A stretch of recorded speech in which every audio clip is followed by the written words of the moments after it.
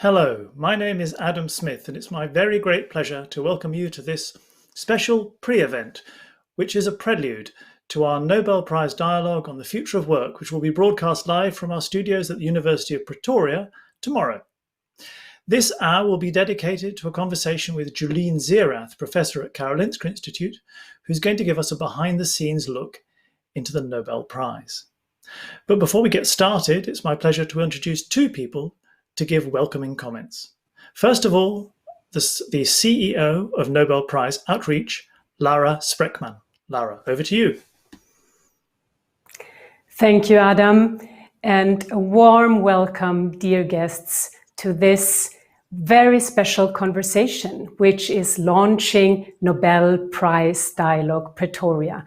Seeing the beautiful images from the University of Pretoria campus makes me feel like almost being there in person.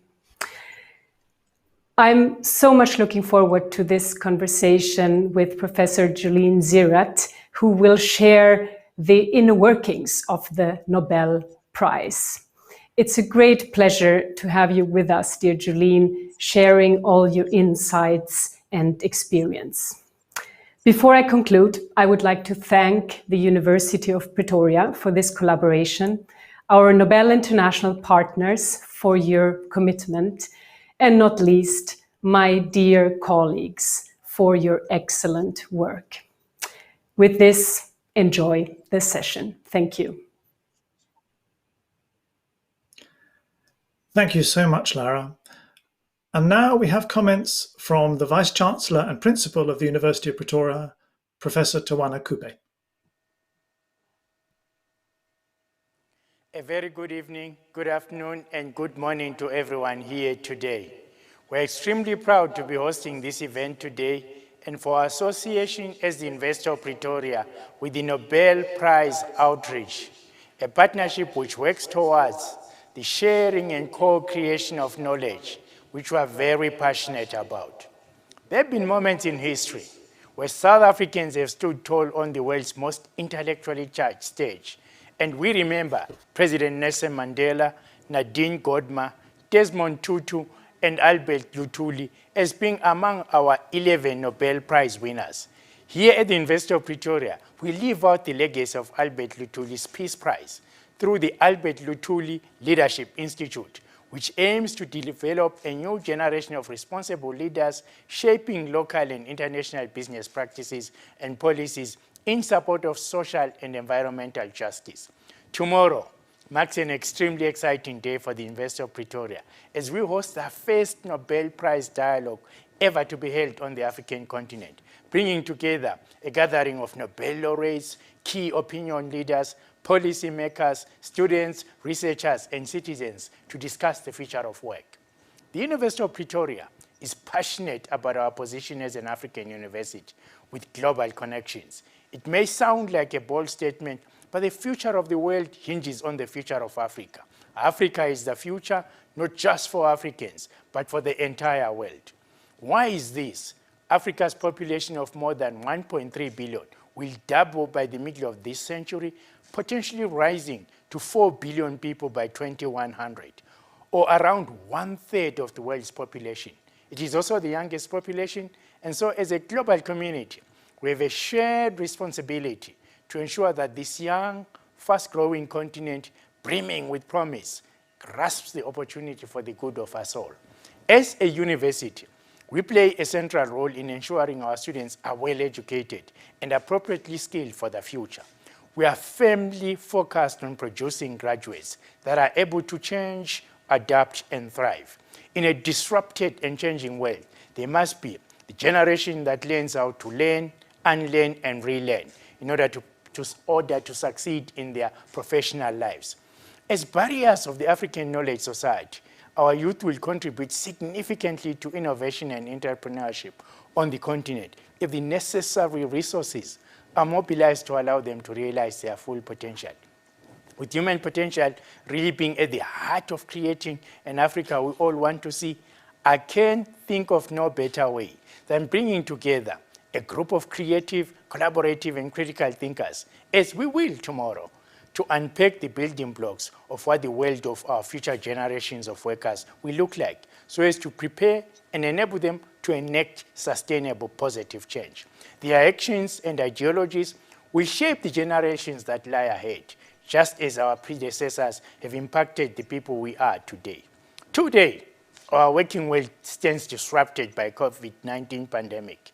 Looking back a mere 75 years or so, we see the last significant global disruption, World War II, which led to women surging into the then male-dominated workforce, a transformation which has had a lasting impact. We look forward to the deep-rooted innovations that our shift has brought, some of which we can predict and others we can only imagine. Technology, of course, plays a colossal role in our future. Rapid advancement of new technologies is one of the disruptors of the times we live in. In 1999, science fiction writer David Gerrold predicted the modern smartphone with eerie accuracy, describing something that would be a pocket organizer, a beeper, a calculator, a digital camera, a pocket tape recorder, a music player, and a color television.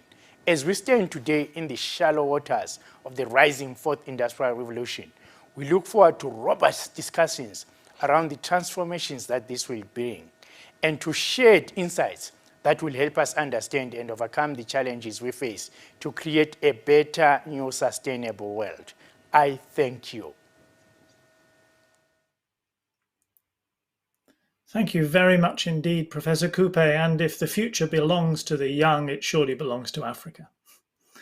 Now it's my huge pleasure to welcome Julien Zierat. Julien, welcome. Oh, I'm afraid you were muted for that, at least to me, but I'm sure you'll be unmuted in a second. So, Julien, you are, as I mentioned, a professor at Karolinska Institute, and you're a member of the Nobel Committee in Physiology or Medicine. You have previously been chair of that committee. And of course, you are a member of the Assembly, which is the body that decides who receives the prize in physiology or medicine. But this is the kind of deep knowledge of the prize that most people don't share. So could you tell us who it is that actually decides who gets the prize in physiology or medicine? All right, so that's very clear from Alfred Nobel's will. And the Karolinska Institute is the awarding body for the Nobel Prize in Physiology or Medicine. And it used to be all of the professors at Karolinska Institute participated in, they were the jury. And some years ago, the assembly was created, and that was now reduced to 50 members. So 50 professors at the Karolinska Institute are the jury for the Nobel Prize in Physiology or Medicine. Thank you. And that's not so different from chemistry or physics, where it's a different institution, but again, there's a body of professors who make a decision. Right. In that case, that would be the Royal Swedish Academy. And in fact, I'm also a member of the Royal Swedish Academy, so I'm voting for the Nobel Prize in Chemistry, Physics, and Economics as well. That's quite a responsibility on your shoulders, but it's good to place you as one among many, and I know you were keen to do that at the start of the conversation. Because yes, exactly. So I'm one amongst many. So I have 49 other colleagues that are all engaged in the work of the Nobel Assembly and taking that enormous decision every year. And we are represented publicly by our General Secretary, Professor Thomas Perlman. And so he's usually the voice of the Assembly. And in this case, I'm happy to share my thoughts from inside the room with you as a member of the Assembly. Yeah, because people who belong to these assemblies or committees or whatever are generally quite circumspect about speaking about it. It's interesting that it's not spoken about too much. Yeah, I think in some ways it's part of the mystique of the whole process, because we don't generally discuss anything related to our deliberations. I was on another jury for another prize, and it was in the area of research that I do, diabetes. So it wasn't a Nobel Prize, but it was a diabetes prize. And I was surprised that they talked about the deliberations of the jury. And I was almost shocked, because I'm so used to the fact that we never discuss the details. And that's kept secret for 50 years. In fact, one doesn't even know the name of the individuals who are nominated for the prize until after 50 years. So theoretically, you should really never know if you were nominated, and you certainly should never know if you've been in the running for the award. Well, we're not planning to make you reveal any secrets now, but this is a chance to explore the way that the Nobel Prize is thought about and decided, the effects of the prize. I think it's going to, I'm fascinated to learn what you have to say. So, and I hope the audience will stay with us and join me in that fascination. So you mentioned the nomination, and that's where it all starts. So let's begin with that. You have to be nominated to receive the Nobel Prize. Who, in the case of physiology or medicine, is entitled to nominate? All right, so every year, I think about November, December, we start to send out invitations to members of different academies, previous laureates, deans of medical colleges, and faculty around the world. And an invitation appears. It used to be in an envelope and you'd get it in the mail. But now we are working in the digital age. And so these come out as an email. And in fact, a colleague that I know sent me a mail and said, this is legit. You know, this individual said, am I really getting invited to nominate a candidate? And I said, yeah, that's a real email. So sometimes people think it's spam, but it's not. And the deadline for the nominations is at the end of January. And so what we're looking for is the nominator to select no more than 3 individuals for a discovery. And so we ask individuals to identify 1 to 3 individuals, and we ask in the nomination form that the discovery is revealed to us. What is the discovery? And it's just a sentence, for the discovery of X, Y, or Z. And it's not a lifetime achievement award. And sometimes people are confused about that because sometimes the nominations will be for the whole body of work of this individual. And that's not what we're looking for, because Nobel was very specific in his will that we are to award a discovery. And that's basically it.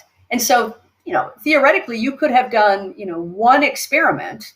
And if you discovered something, that could fit the criteria of a Nobel Prize.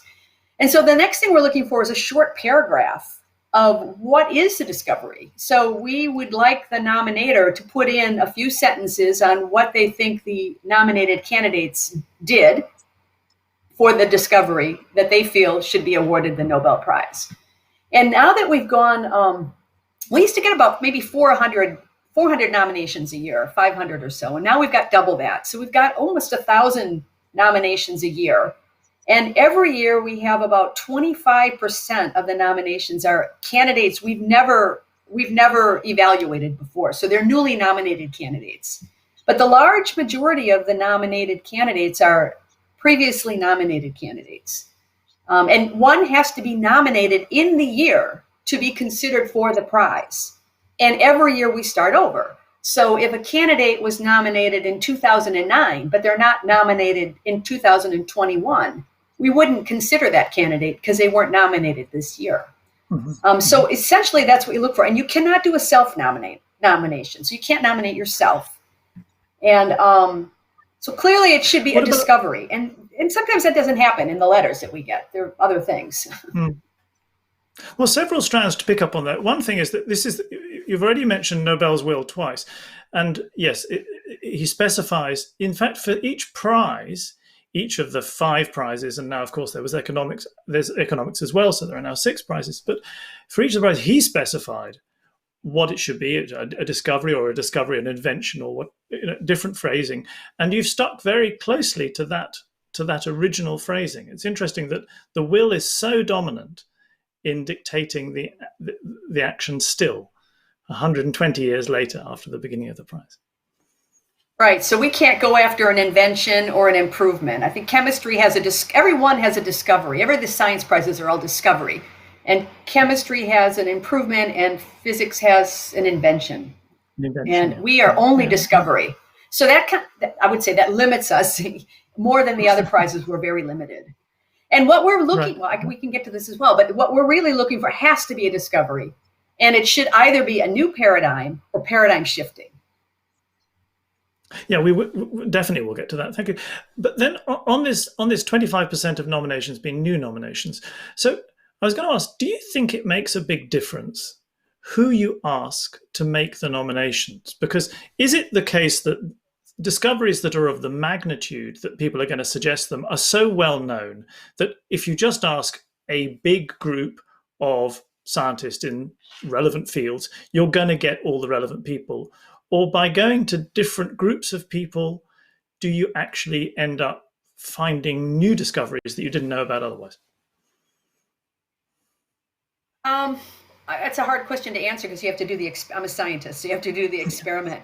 But I guess the only thing I can say is that now that we do this electronic nomination, we also let the invited individuals who are making the nominations provide 3 separate nominations, right? So before you'd get one piece of paper and you'd fill it in and send it back. Now you actually can nominate up to 9 different individuals for 3 different prizes, okay? And that's why we've gotten, I think, so many more nominations. But we still have about 25% newly nominated candidates. So I'm not so sure that we're getting many, higher percentage of newly nominated candidates, even now that we've expanded the amount of individuals that we're accepting for nominations. That makes any sense? No, it makes a lot of sense. I understand that it's complicated without doing a kind of controlled experiment, but you can probably guess that behind that my question is this idea of the diversity of the people who are being nominated, the diversity of science, certainly, and whether fields that are perhaps not expected are suddenly cropping up, and then of course gender diversity, and then of course global diversity, and whether this shift to electronic and the idea of moving from you can nominate 3 people to you can nominate 3 groups of 3 is all part of this trying to collect a wider group of people to put into the pot. There's part of that. But, the other thing I would say is that there are many letters sent out and, invitations to nominate, but there's still, I can't tell you the percentage, but surprisingly, a lot of people have the opportunity to nominate and they don't take it. And so that's even more surprising to me, that a lot of people are very hesitant to nominate. And I don't really understand why that is. So I think we have a really big coverage and there's a lot of people invited, but not everyone who's invited takes the opportunity to nominate a candidate or more. Isn't that interesting? Have you ever asked anybody? We sent you a letter. Why didn't you give me a... Yeah. I always thought maybe people had a hard time settling in on one constellation. I mean, it's not a lot of hard work. I mentioned you have to have 3 names or no more, and a sentence that just says for the discovery of, and then a short paragraph. So I'm not really sure why people hesitate to nominate candidates. Maybe they think it's spam, like as you said.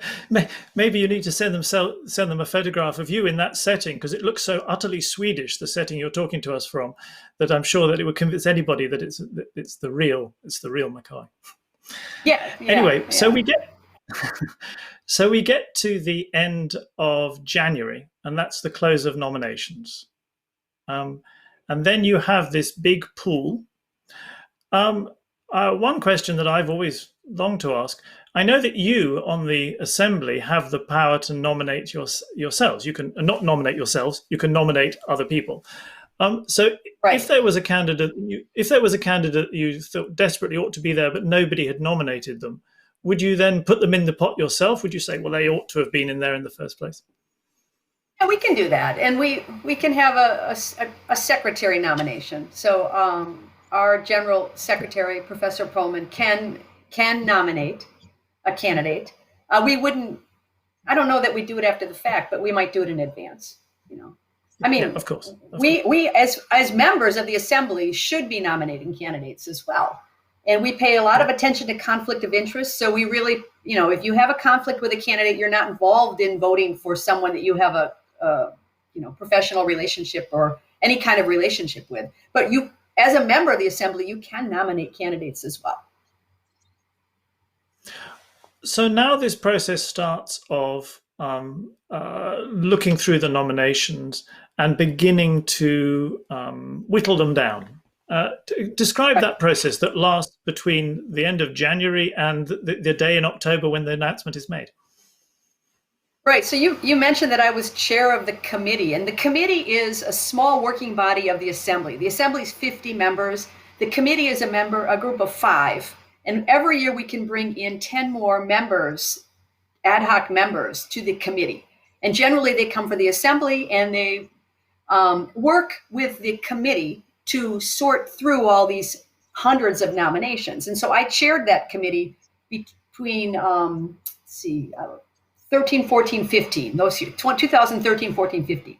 And so that work of sorting is essentially driven by the chair of the committee. And that is a lot of work. It's a lot of work.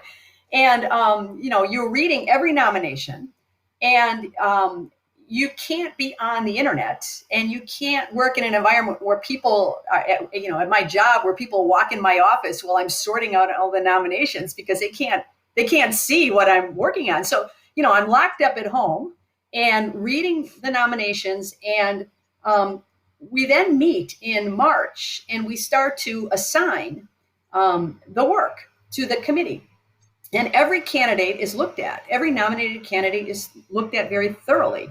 And newly nominated candidates, we will do something called a protocol note, because, we've never seen this individual before. So we'll go and look to see whether or not they've actually been involved in the work they're nominated for. Have they, is there a discovery? And do we want to take this nomination forward? Do we actually want to dig deeper into this nomination? Or is this something that we feel might not rise to the distinction of a Nobel Prize? We start to sort. And then we've had candidates that we've seen before. And so we already have some kind of an opinion about the work that they've been involved in. And, you already know that it takes many, many years before people are awarded a Nobel Prize. They have to be nominated that year, but it might be that people have been nominated several years. And so we might be working on trying to understand the height of the discovery that they've been nominated for. And so we've got a couple different, different plates in the, balls in the air, you could say, as we're moving through the process. And that's what starts in March. And what we'll do is we'll start to commission different reports on the candidates that we are interested in, penetrating whether their work rises to the distinction of a Nobel Prize. And from March until, September, pretty much, commissioning reports either internally or externally. And we'll even ask people out in the world to give some input into the candidates that are nominated and the discovery. But ultimately, we take the decision. It's not external experts who take the decision. We take the decision based on the reports that we receive. Mm. Yes, it must be awfully complicated, because you must have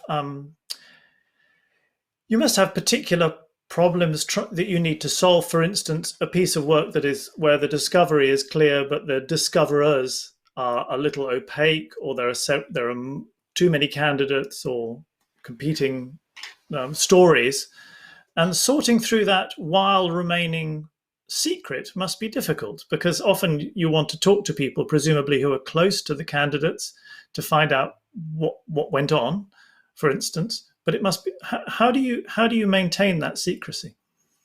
So, one good rule is that members of the committee and assembly never talk to the research community directly. All of that communication is driven by our secretary. So it's handled that way. What we get is input in the form of a written report. So we're not really talking to people. You mentioned the mystique of it being a good thing, which undoubtedly it is, and it's done wonders for the kind of, I suppose, the status of the prize, which of course rests on the fact that the awards have been to fantastic science, for instance. But do you think the secrecy is an essential part of it? Can you imagine this process being open? I'm happy that there's secrecy around it, because we can work in peace.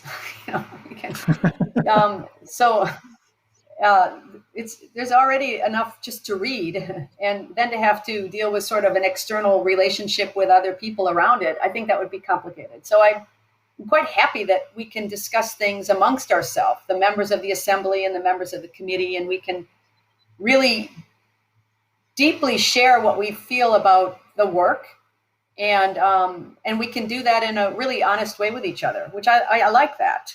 And so, we have a room that's really interesting. It's on the campus of the Karolinska Institute.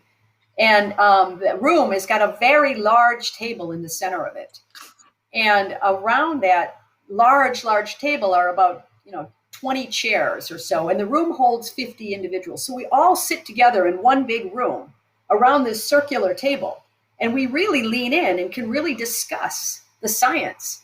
And we'll have something about 15 meetings a year. We have a lot of meetings, and there'll be day-long meetings where we'll discuss this at in great detail. And so the fact that we can have these kinds of scholarly discussions amongst ourselves, I think, is a good thing. Those meetings must be absolutely fabulous to be part of. And I remember Alf Lindberg, the former secretary of the Prize in Physiology or Medicine, saying that it was, for him, the greatest education in physiology, in any of the teaching he'd ever had, to be part of those meetings and to listen to this body of people discuss science. Well, that's for sure. I mean, I'm a physiologist, but I specialize in diabetes. And, you can just look back on the prizes that were awarded while I was chair. They were areas of science that I'm not working in every single day. So you've got to get down and you've got to do a lot of homework. You've got to do a lot of reading. But it's really fascinating. It's a real privilege to be a part of the history. And just on a personal level, you really learn a lot. And science is, in some ways, utterly objective. But of course, it comes down to humans. And so it must be, especially if you're working with nominations year after year that are staying in the pool, it must be difficult not to become too invested in the discovery that you're working with. You must start supporting your team for getting the prize. Is there an element of that? And is it healthy? Well, I don't ever felt real ownership over the things that I put time into. I mean, in that way, that is my own experience, because I don't really think that I don't feel like you're rooting for your area of science. I've had people at different meetings, where we've presented on the Nobel work, and people will think that, well, this year it's this area of science, and next year it's that other area of science, because that's how it works. And some people think that we, have a 10-year calendar, and we're kind of going, this area of biology, this area about, we go off the different disciplines and rotate them. And that's not what we do at all. And so we really do try to look at what is the most compelling, biggest discovery of the year.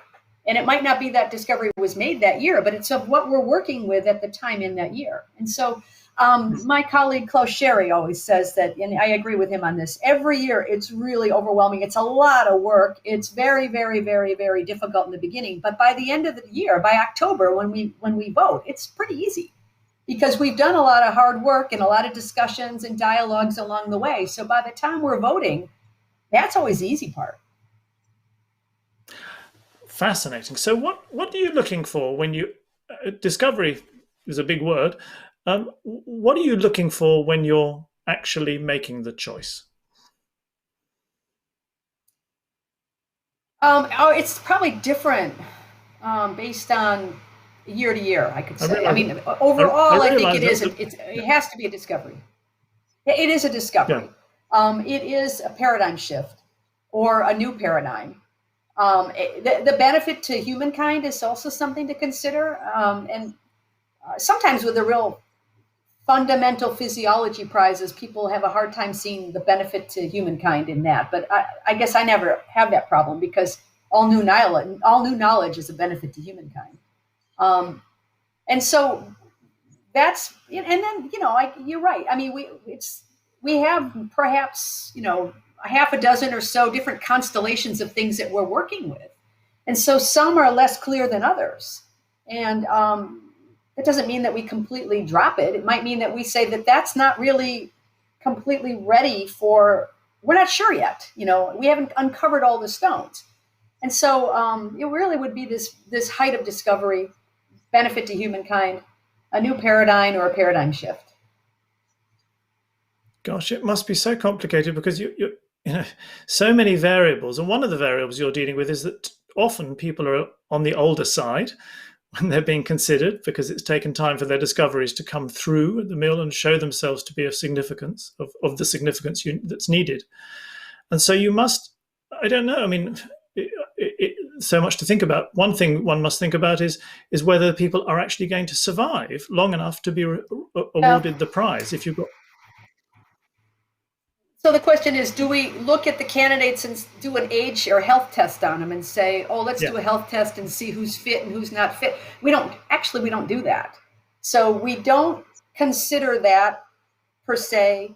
We really don't, we don't talk about where the candidate is from in the world, or we don't talk about the sex of the candidate.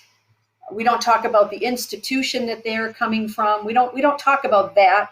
We only talk about the research that was done, the experiments that the individual made. Were there other people that should be considered or not? And how much of a surprise was the work that they were doing? How much of a height of discovery? How much new ground was broke by those discoveries? And all those other factors we actually don't discuss in all the years that I've been there. And a lot of people ask, well, do you think about where the person is coming from, what part of the world they come from? Or the diversity issues are really important, but we don't deliberate on the basis of diversity issues. That is in itself very interesting. I mean, there are so many areas of life where there is deliberation about that. And I mean, for instance, in Sweden's a good example with the setting of quotas for the number of women on boards of companies. There's a very straight example of where there's a direct intervention to increase diversity. You don't do that, but there is, on the other hand, a lot of pressure to increase diversity for the prize. Oh, absolutely. So how do you tackle this? How do you tackle it? I mean, I think obviously increasing the pool of diversity in the candidates that we're working with, for sure. And, I guess if you look at the assembly, when I came to the assembly, there were 4 or 5, if we talk about the female-male diversity, there were only 4 women on the assembly, and now there's certainly more.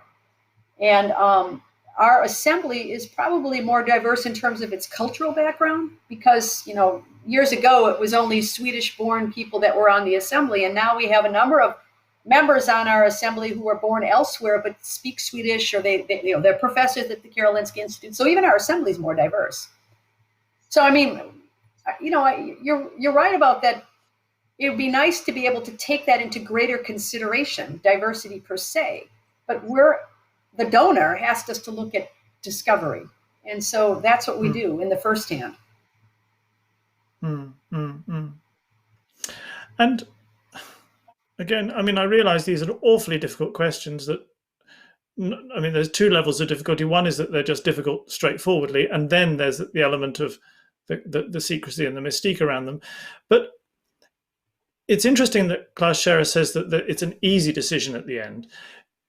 One imagines that you must have a lot of very, very good work kind of waiting in the wings, and that there must be more than enough good work to award the prize to.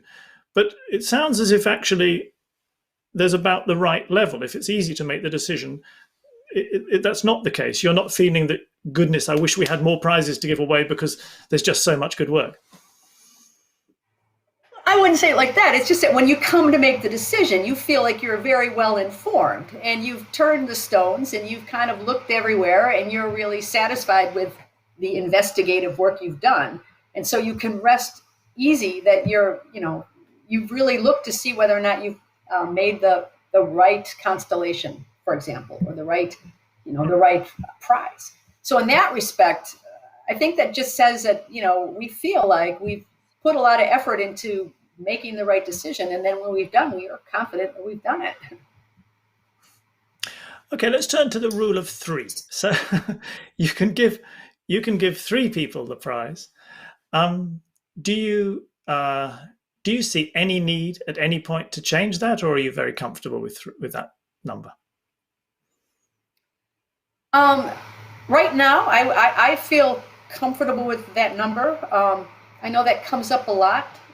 There's many other, thoughts about whether it should be 3 or more or less, but I feel like it hasn't posed great challenges yet. I guess one doesn't really have a crystal ball to see how it's going to look in the future.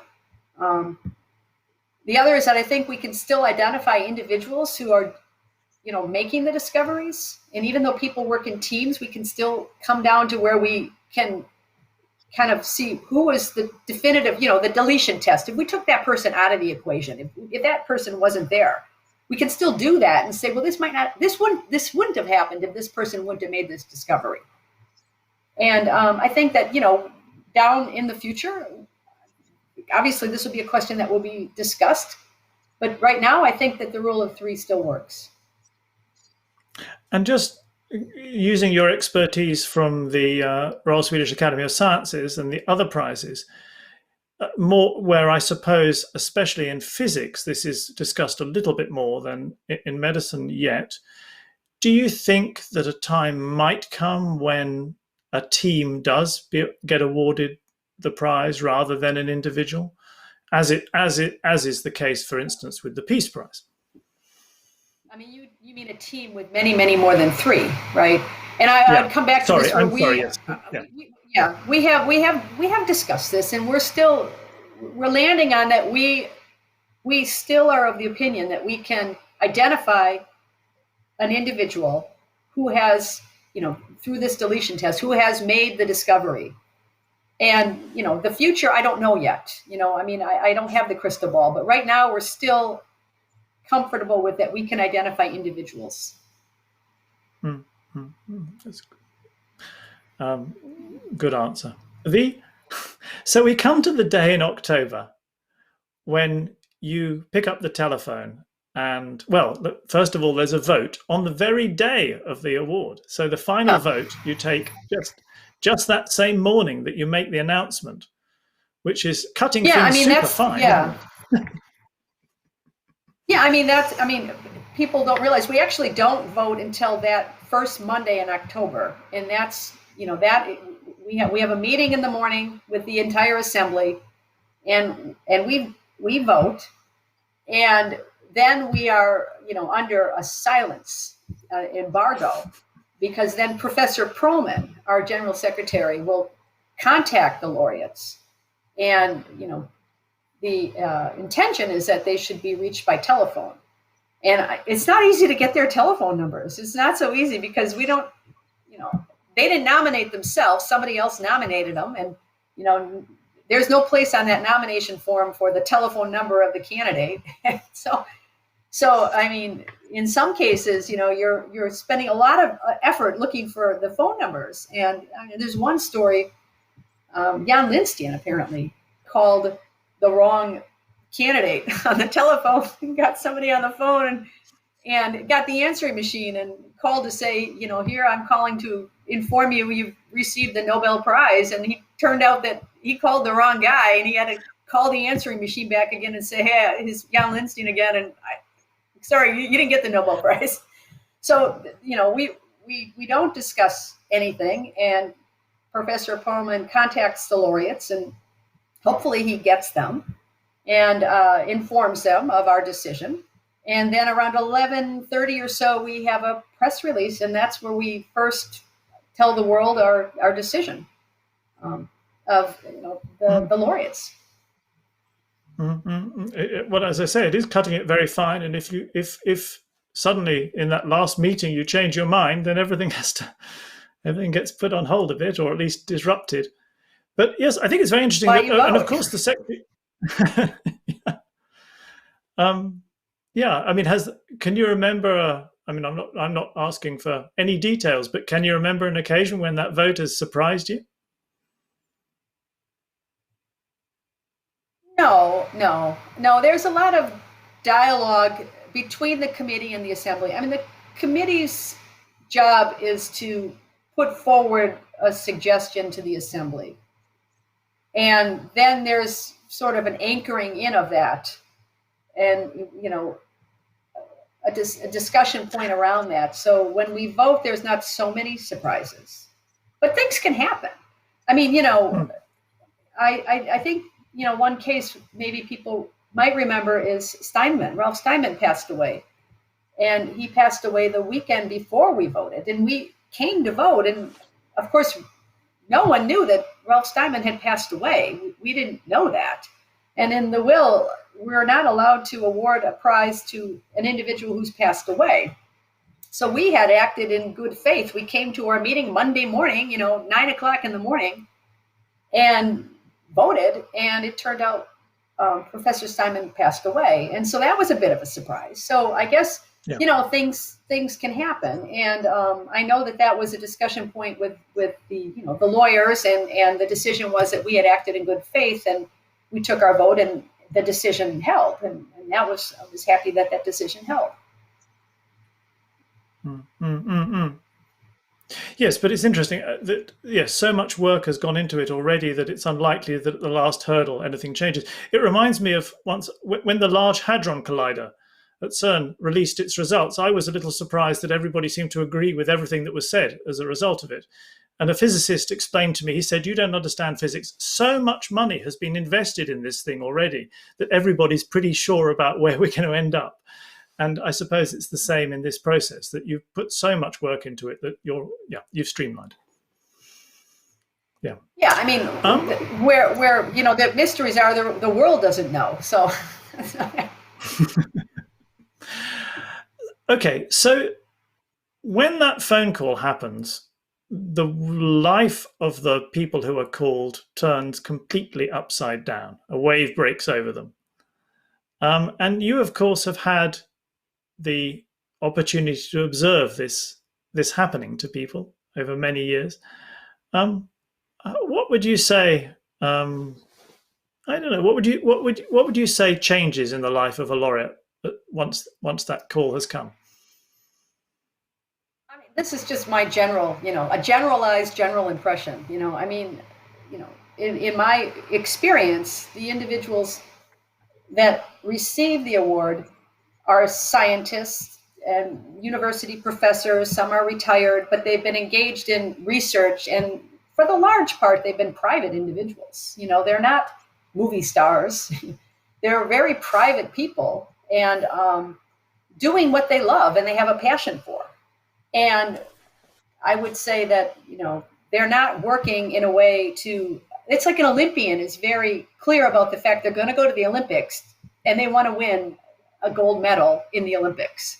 That's not true for the majority of scientists. There's, millions of scientists around the world, and they're just doing things they're passionate about, solving problems and, puzzles. They're working with puzzles, and so it's interesting that for the most of these individuals, they are woken up in the middle of the night or out on a hiking trip somewhere on a vacation or in their office teaching.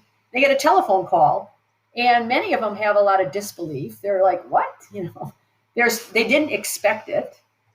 And suddenly they become public people. They really are out in the limelight. And it's interesting just to see that transformation.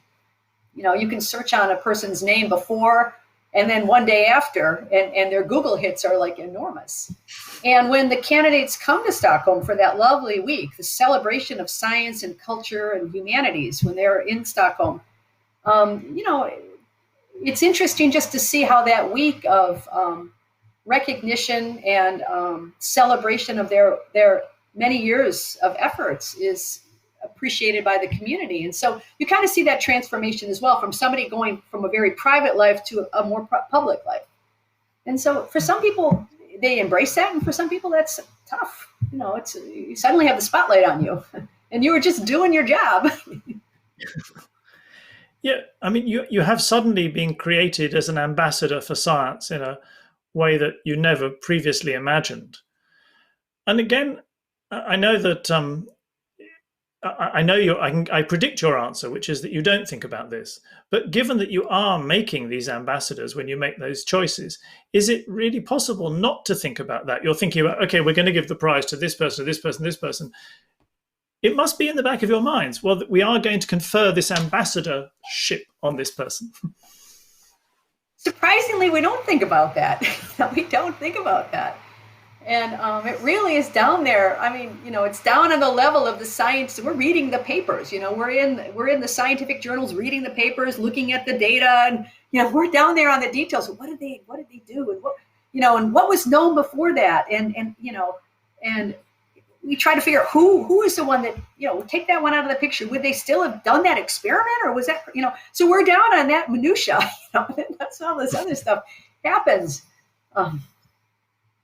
Yeah. Okay. Well, then, with one or two exceptions one can think of, in general, they do make fantastic ambassadors of science. And so, is there something about a creative discoverer that also makes them a good ambassador? I suppose there is. Well, they're rewarded for something that they're incredibly passionate about. I mean, there's no doubt that these individuals have devoted their whole life to working on something they really care about, and in a field that they care about. So they really care about the entire scientific enterprise.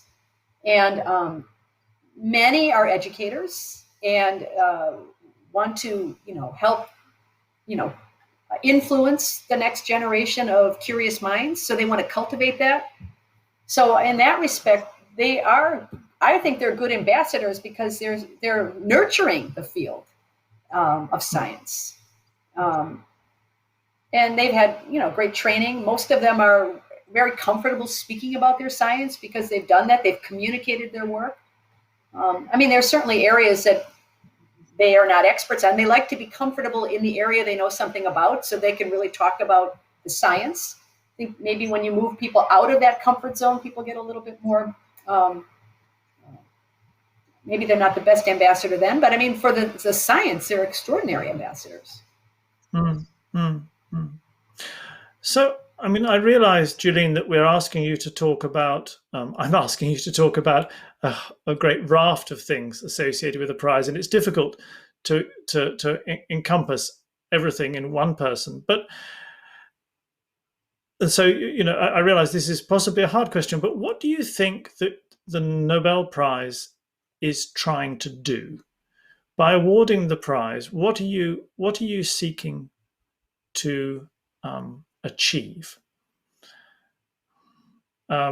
In the context of everything we've talked about, finding enormously important seminal discoveries, creating ambassadors, recognizing the intention of Alfred Nobel's will.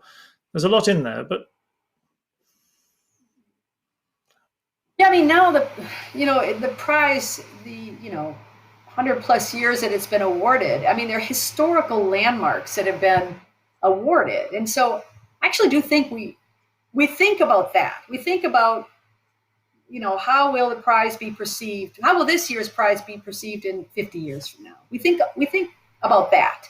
So the height of the discoveries are important, kind of the marking of these historical discoveries in advances, and wanting to make sure that we get that, and we kind of get that on the board. So I think that is part of the responsibility, that the assembly has to make sure we don't miss something. And I'm sure the assembly has missed things over the years. I mean, people will say that, but we really feel like we don't want to miss big discoveries, so that they're there, and they're not that they're in the history books, but that's part of it. I mean, That's interesting. I would say that would be like probably one of the big things. I mean, there's things about recognizing great science, and hopefully because people receive the award, they motivate others to go on and continue to work in areas of scientific discovery and innovation. So there's that aspect as well. Mm. But yes, but that telling the story of science through its great discoveries is very much part of it. Yeah, I think so. Telling the story of science through the discoveries. Yeah, exactly. And I suppose there is a slightly, possibly there's a slightly ironical twist that I think people think that Nobel in his will was wanting to give a lot of money to creative scientists so that they could just not worry about anything else but focus on being creative scientists.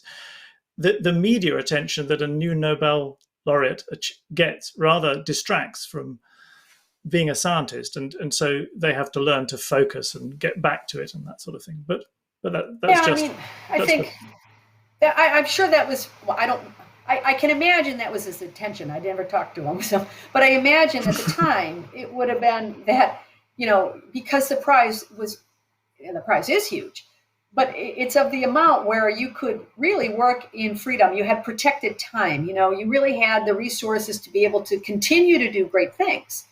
And I think in today's world, it might be seen differently.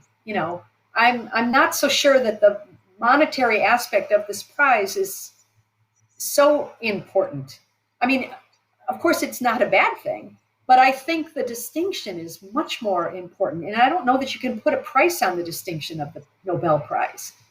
And so that, I think, and it's part of this history, you're part of that fabric, and your work is going to be there as, the seminal discoveries in the field of physiology or medicine, and it's, so I think that's probably for the laureates, there's that feeling of my work really matters. I've made an impact. Yes, and that moment when they sign the book of laureates at the Nobel Foundation and they find themselves signing alongside their own heroes and heroines of their discipline, it is clearly, it all comes home to them, just what they've become part of. Absolutely.